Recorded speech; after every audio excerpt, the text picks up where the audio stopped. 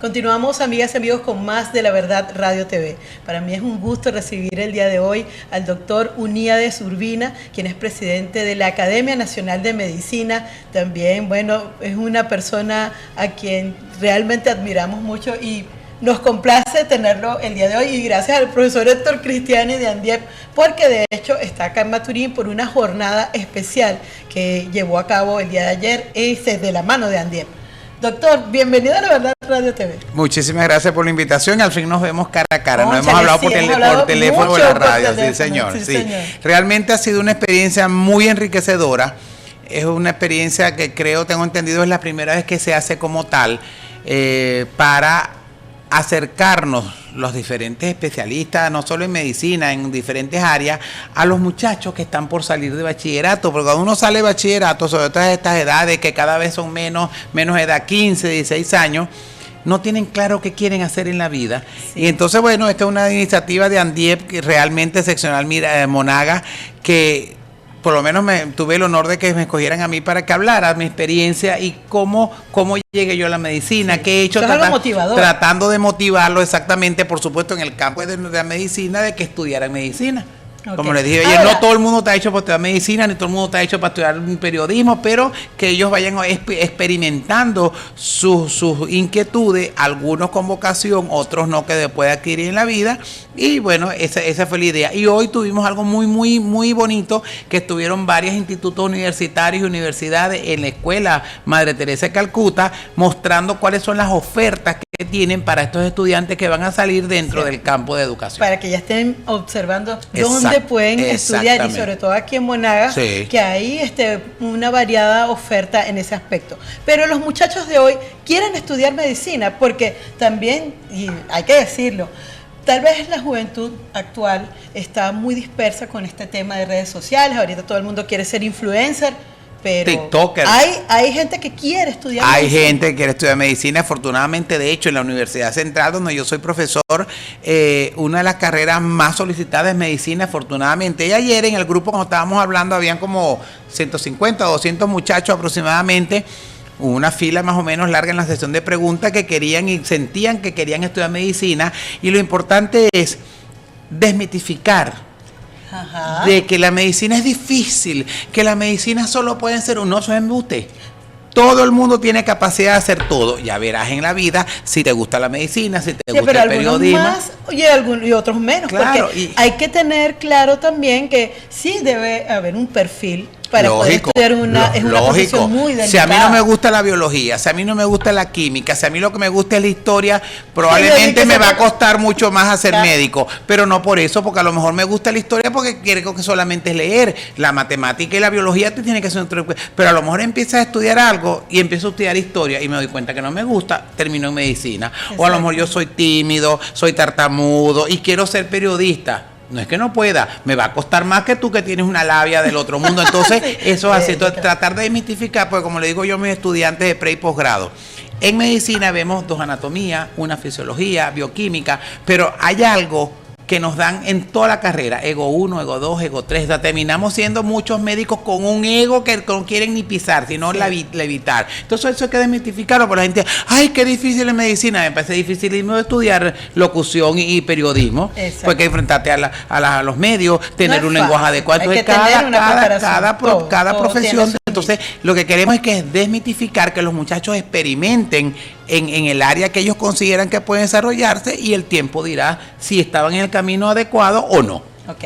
Usted es presidente de la Academia Nacional de la Medicina. Usted como médico, ¿cuál es el diagnóstico que le hace la medicina en Venezuela el día de hoy?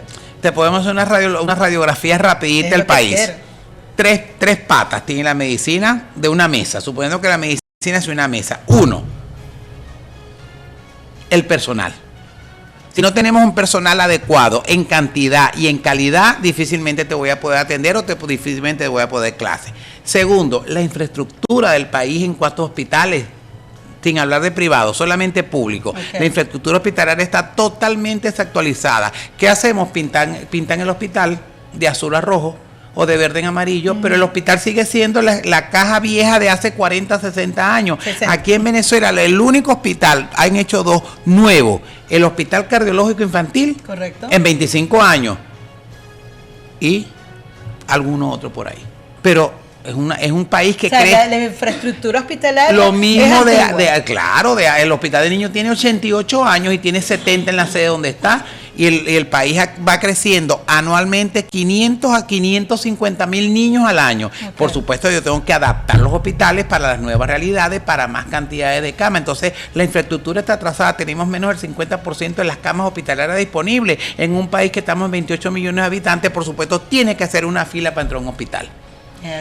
Tercera pata, ajá, la calidad de la enseñanza, la calidad de los profesores, que cada vez va en merma. Tenemos una fuga de cerebro en Venezuela que, de acuerdo a la Federación Médica Venezolana, va por el 40%. Se han ido 26.000 médicos venezolanos. ¿Eso es a raíz de la pandemia? No. Y situación país. Situación obviamente. País. La pandemia apenas tiene 4 años que pasó, pero antes de la pandemia, dentro de los 7 millones y medio de venezolanos que han emigrado, se ha ido el 40% de los médicos. Y si hablamos de enfermeras, se ha ido el 70% de las enfermeras del país. O sea, ¿cómo se puede manejar la salud con este panorama? Cuando tú tienes un hospital que donde tienes 5 médicos o 7 médicos asignados y ya te quedan 3, el número de pacientes tienen que disminuir la atención. Entonces, ¿qué espera la gente cuando va al hospital? Yo espero un hospital que esté funcionando, que tenga dieta, comida, que tenga medicamentos, que tenga equipos radiodiagnósticos, que tenga cama, que tenga sábana, y cuando llego al hospital no hay nada de eso. No hay. Entonces, ¿qué significa eso? Una gran deuda social que se va acumulando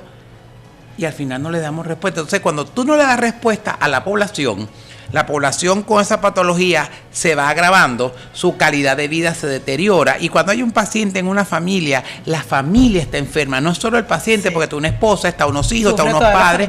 Entonces, eso es lo que necesitamos. Estas 3 patas son importantísimas: el personal, los equipos y la infraestructura. Venezuela se ha convertido los hospitales, en la mayoría de los hospitales, en un depósito de seres humanos. Ahí pueden pasar 3 meses. ¿Tú sabes lo que cuesta un paciente 3 meses en una cama, en un hospital? Se contaminan, porque el hospital es un medio contaminado por mucho que usted limpie.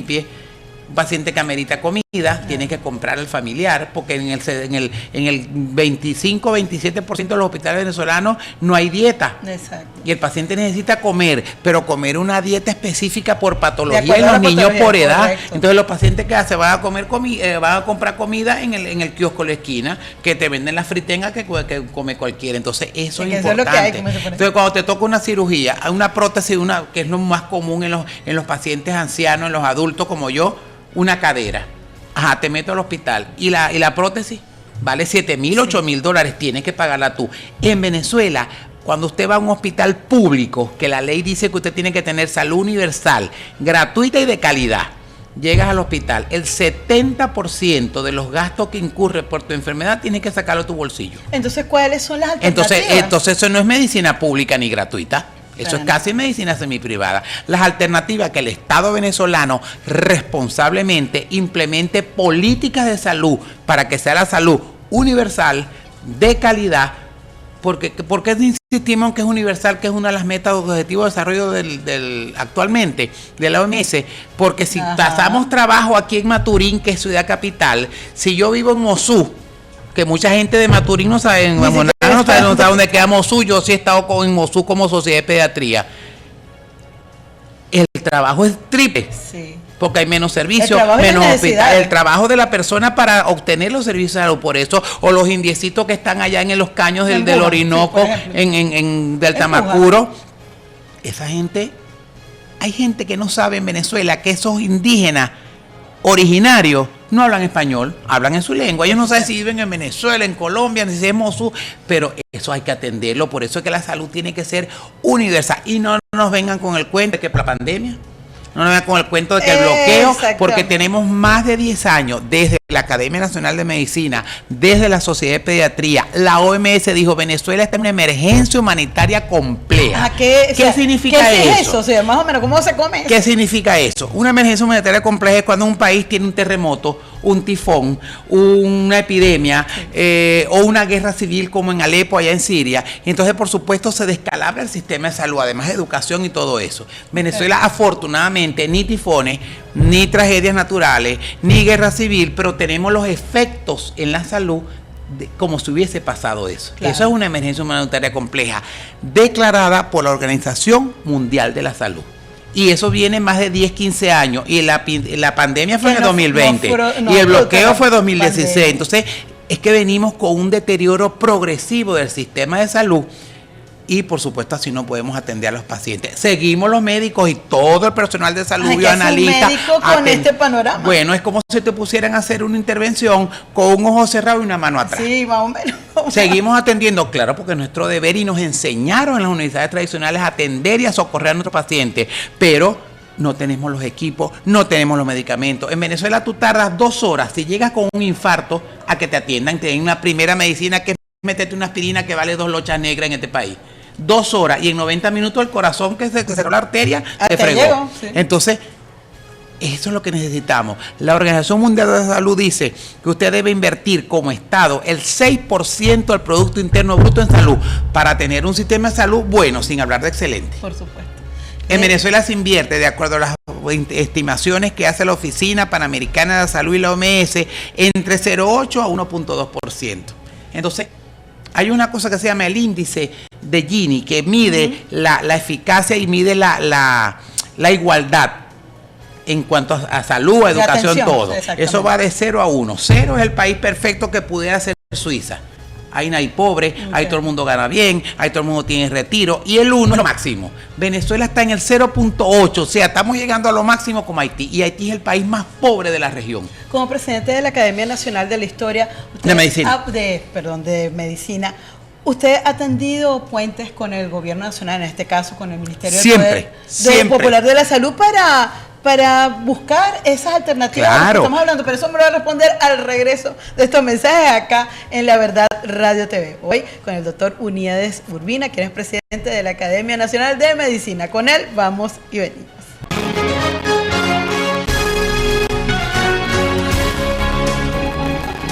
Continuamos, amigas y amigos, con más de La Verdad Radio TV. Hoy conversando con el doctor Uníades Urbina, quien es presidente de la Academia Nacional de la Medicina, hoy con nosotros en nuestro programa. Mire, doctor, yo le dejaba al aire una inquietud que tiene que ver con si han tendido puentes con el Ministerio del Poder Popular para la Salud, para ponernos en alerta respecto a toda esa vivencia que ustedes como médicos, como profesionales de la salud, están viviendo, y cuáles son las alternativas para poder salir de esta situación. Sí, la Academia Nacional de Medicina desde 1904 que nos crearon por ley orgánica, y luego se actualizó en 1941, nuestra función por ley es ser asesores del Estado en materia de salud poblacional. Eso significa que a través de nuestros últimos 120 años hemos trabajado con la pandemia de la gripe española que llegó. Nos consultaban desde esa época Racetti, José Gregorio Hernández, todos ellos. A través del tiempo hemos sido asesores, pero en los últimos 25 años, es decir, con este gobierno no hemos tenido un interlocutor válido. Mandamos las comunicaciones, nos dan el sellado de recibido y ahí muere todo. Entonces, y seguimos, siempre estamos a la orden del Ministerio Popular de la Salud para formar comisiones, para hacer trabajo en equipo, pero no somos tomados en cuenta ni la academia ni la mayoría de las sociedades científicas. Entonces, ahí falta un diálogo y siempre, entonces, ¿qué optamos? Pero hay tiempo para eso. Siempre hay tiempo. ¿Qué optamos? Optamos por hacer comunicados públicos para que la gente se informe, para que se entere, porque no hay nada que tú le tengas más miedo a lo que tú desconoces. Si usted sabe, está orientado, la gente entiende que hay una pandemia, que entonces todo eso. Y entonces además le damos una copia al ministerio. Ahí está. Ahorita estamos haciendo un libro, las propuestas desde las academias, las 7 academias al país. Más o menos en octubre debe estar listo, y nosotros vamos a hacer un extracto de las propuestas de la Academia Nacional de Medicina para enviárselas al ministerio. Ahí están las propuestas de lo que nosotros, los académicos, que tenemos toda la experiencia del mundo, consideramos que es lo que se debe hacer con salud poblacional. Bueno, también hay un tema importante que tiene que ver con las inmunizaciones. ¿Qué está pasando con el esquema de vacunación en Venezuela? Está pasando que hasta el año 2000 más o menos, Venezuela fue abanderada a nivel latinoamericano en mantener un esquema que se llama Programa Ampliado de Inmunizaciones, que lo impuso la OPS para Latinoamérica. ¿Qué hacen ellos? Compran las vacunas en grandes lotes. Exacto. Con el aporte que hace cada país de acuerdo a su presupuesto y a su población. La OPS compra las vacunas muy baratas que no pasan de $7 y con esa cantidad de dinero compran suficiente y distribuyen a todos los países, los 22 países y regiones de Latinoamérica. ¿Qué pasa con Venezuela? Venezuela tiene una deuda que apenas llega a $17 millones. Tú, yo no sé si lo has visto, pero yo nunca voy a ver $17 millones en mi cuenta, ni siquiera en un papel. Obvio. Pero un país como Venezuela, que es un país petrolero, 17 millones son 2 lochas negras. Claro. Para los jóvenes 2 lochas es una 12.5 céntimos, una moneda que existió hace muchos años. Entonces, ¿qué pasa? Cuando tú no pagas y no pones en el fondo, en la alcancía, tú no tienes derecho a tener vacuna. Venezuela tiene 3 años con una deuda, 3 años que no compra vacunas al fondo rotatorio. Entonces, por supuesto, eso ha hecho que la cobertura vacunal, que debe ser al menos 95%, en Venezuela caemos en promedio al 50%. Estamos dejando a la mitad de la población infantil menor de 5 años sin vacuna. ¿Qué incidencia tiene eso? Porque de hecho se han reaparecido como claro. Difteria, 2016 sarampión. Teníamos 24 años sin difteria en Venezuela porque era un programa robusto. Al bajar las coberturas vacunales reapareció la difteria en la zona minera. ¿Por qué? Porque en Brasil la difteria es endémica, o sea que mantienen permanentemente casos, van y vienen sin control. Llegó la difteria a Venezuela. Okay. Primer pelón, 24. Hay gente joven graduada que nunca vio difteria hasta ahora, que los primeros casos no lo supieron diagnosticar porque nunca la habían visto, porque estaba prácticamente erradicada en Venezuela. Exacto. En el año 2016 reapareció el sarampión en Venezuela, 2019, perdón. Tuvimos 10 años siendo zona libre de sarampión. Bajó la cobertura vacunal, que te dije que era 95% en la OMS, a 37%. Por supuesto, con un 70% de la población sin vacunar, reapareció el sarampión, después de ser 10 años declarado país libre de sarampión. Entonces, la tuberculosis que hay que poner, también, que era la vacuna bandera, que llegábamos a tener 92% de cobertura vacunal, bajó a 60%. La tuberculosis campea por los espacios de venezolanos y así vamos viendo. Tenemos 2 vacunas importantísimas que logramos después de tantos años que entendieran que había que ingresar al esquema. La vacuna contra neumococo, la 13 valente, correcto, que produce neumonía, meningitis y otitis. La vacuna contra rotavirus para los menores de 6 meses, que para evitar que hagan diarrea y se mueren como unos pajaritos, produce 400.000 enfermos y muertes en Latinoamérica. Tenemos 5 años sin que la compren. ¿Por qué? Porque no hay dinero. ¿Cómo no va a haber dinero en un país? Y yo te digo una cosa, ¿cómo estamos vacunando? Con las donaciones que hace UNICEF, Venezuela vive ahorita de donaciones. Y tú no puedes poner la salud de un pueblo. Es un gran riesgo. Tú no puedes poner la salud de un pueblo en donación, porque tú, la licenciada Belandia, come su esposo y sus hijos, y si te queda comida le das al vecino. Tú no vas a dejar de comer para que come el vecino. Entonces eso pasa con las donaciones. La OPS sigue haciendo donaciones, UNICEF hace donaciones, pero usted no puede poner la salud de un pueblo en donaciones. No. Porque eso es finito, eso tiene un momento, una falla, bueno, que yo dono y vacuno, pero tú tienes que tener un programa continuo, en cantidad, en calidad y universal. También hay otra preocupación que tiene que ver con el registro, las estadísticas en el aspecto epidemiológico, en la salud.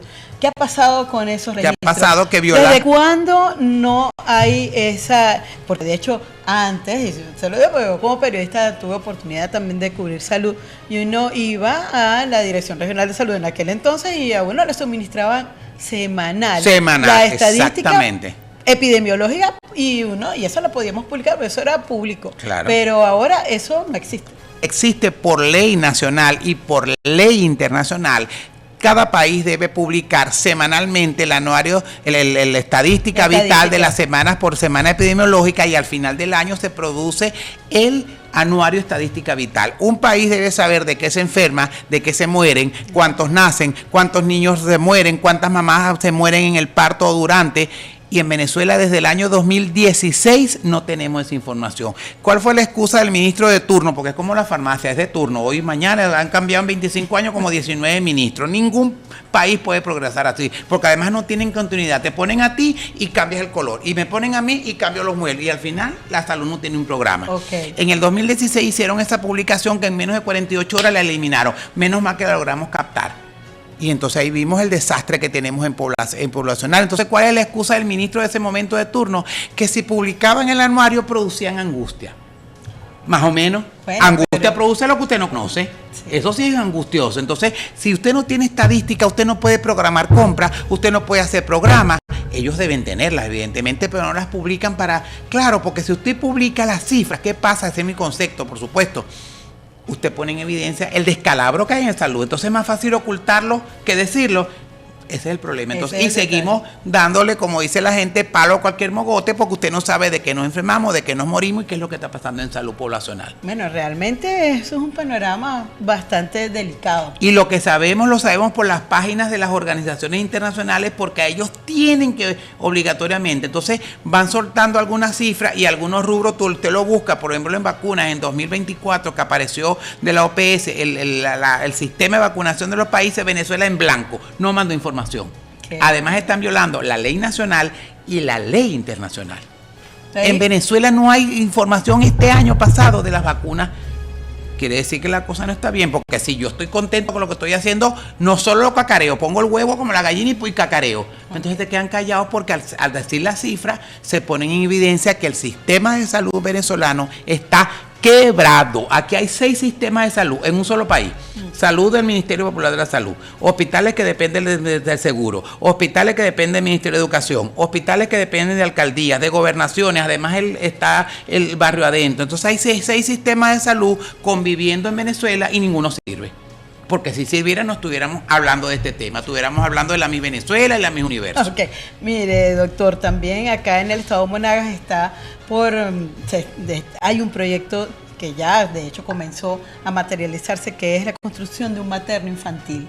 Y eso, de acuerdo al gobierno regional, es para también desahogar al Hospital Dr. Manuel Núñez Tovar, que saben pues que está colapsado porque no solamente recibe a parturientas que son de Monagas, sino de los estados de influencia. Claro. ¿Cómo aprecia usted ese proyecto? Me parece muy bien, pero no es hacer el hospital, es hacer el hospital, dotar el hospital, mantener el hospital para que sea funcional. Claro. Porque si no, va a pasar como con muchas otras cosas que le ponen el color, y esa es la idea, que debería haber un hospital de niños al menos en cada ciudad del país principal, al menos. Sí. Aquí hay apenas 6 hospitales de niños y tenemos 22 ciudades capitales. Entonces, qué bueno que van a hacer materno infantil, y debería ser un oncológico regional, debería ser un centro de tuberculosis regional, porque si usted vive en Tucupita, tiene que tener atención en Tucupita, no te tengo que mandar para Monagas. Pero muchas vienen para acá buscando atención. Claro. Te voy a hacer un ejemplo. En Tucupita hicieron una unidad de diálisis. ¡Qué maravilla! Pobrecito, y no lo llevan, ¡ay, para que vea aire acondicionado, más frío!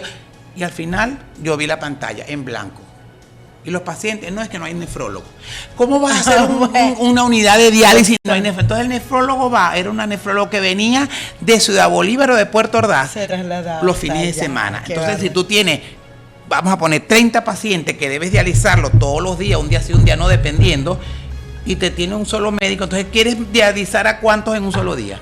En vez de hacerte 8 horas, te hago 4 o te hago 2, no estoy haciendo la cosa más. Señor, pónganlo en Maturín, que como dice la doctora Badel, Maturín es como el centro del oriente, está cerquita, de aquí tienes a Suárez, aquí tienes a Bolívar, aquí tienes a Sucre, entonces hacen una inversión ineficiente. Entonces, pobrecito, los médicos de Maturín de Tucupita, ay, te llevan como parte del turismo de salud para ver, pero es eficiente, no sirve. Pónganlo en una zona donde pueda llegar. Entonces, y la gente tiene el derecho de estar en su ciudad. Tú sabes que es duro cuando tú vas enfermo y te tienen que mandar para Caracas. Los reales, el pasaje. O sea, no te da. Y si tú tienes que pagar el 70% de los gastos que incurre, que incluye el transporte, es imposible. Es imposible para la familia. Entonces las familias se angustian, venden casas, venden carros, y no te alcanza porque la medicina es cara, porque el país no produce medicina, el país no produce vacunas y todo hay que importarlo. Bueno, doctor, lamentablemente se nos agotó el tiempo. Yo quiero en este último minuto que también nos hable un poquito de esta experiencia que vivió estos días acá en Maturín, sobre todo para decirle a los jóvenes que la medicina es una profesión necesaria, que también es una profesión que necesita de vocación y de mucha humanidad. Sí, señor. Esta experiencia fue fabulosa, venir aquí invitado por la gente de ANDIEP Seccional Monagas, que inclusive vino la presidenta nacional de ANDIEP, interactuar con los muchachos y decirles no solamente que la medicina es bonita, la medicina es útil, pero así como hace falta médicos, hace falta locutores, periodistas, y como le decía yo ayer, si usted va a hacer en la vida un oficio, porque no todo el mundo está hecho para estudiar en la universidad, ni técnico, también hay oficios que hace falta la gente que te corte el cabello. Si usted va a ser peluquera, sea la mejor peluquera en su área, no para competir con los demás, sino para satisfacción suya. Entonces la idea es que nos hace falta médicos, sí, es bonita la medicina, sí, es sacrificada como todo en la vida, nada es gratis, porque usted es periodista es difícil, porque estudiar leyes y actualizarse con computador. Entonces la idea es de ANDIEP que los muchachos sepan que sí hay futuro en Venezuela, y el futuro se construye entre todos, trabajando todos y estudiando, y ser honesto y ser empático. Bueno, doctor, de verdad que gusto haberlo tenido el día de hoy acá. Muchísimas gracias. Deseo mucho éxito en el desempeño de su labor, una labor bien importante, y ojalá que todas esas recomendaciones que se están haciendo de parte de todos estos académicos, porque al final es de esa manera, puedan ser escuchadas y tenidas en cuenta por parte de las autoridades. Muchísimas gracias por tu invitación. Por haber aceptado la invitación.